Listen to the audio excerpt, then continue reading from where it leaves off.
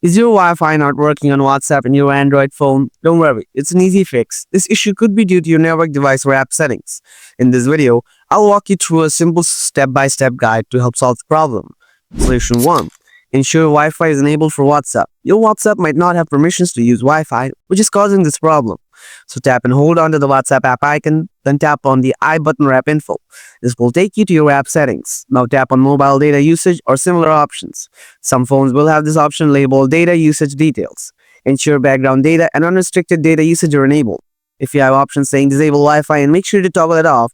After that, check your issues again. Solution 2. Forget and reconnect to Wi-Fi. Ensure your Wi-Fi network is working properly. Restart your Wi-Fi router, then swipe down from the top to open the control panel. Tap and hold on to the Wi-Fi button. Now open Wi-Fi settings.